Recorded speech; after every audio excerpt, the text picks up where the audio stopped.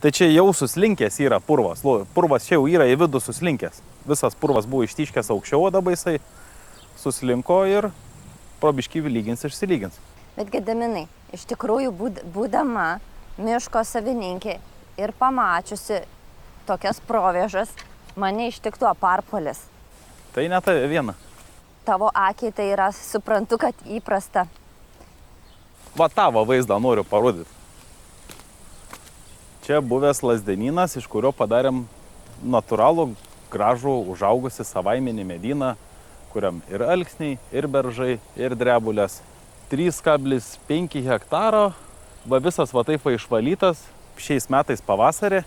Ta prasme, visi lazdynai buvo išrinkti, medis pats dabar tik tais pradėjo augti, o lazdynas per, va, kiek čia, nepilnus 5 mėnesius jis jau tokį kerą.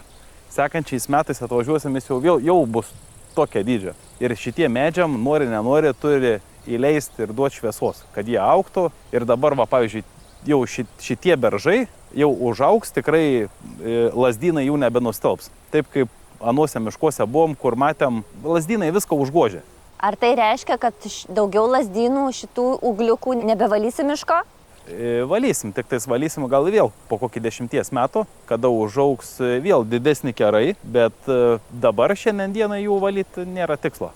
Geriau jau tie lazdynai dabar kokius 5 mažiausiai 6 metus paauga, tada galėsim juos atvažiuoti, vėl iškirsti, vėl išsivežti ir vėl parduoti, kol šitie medžiai pasieks brandą.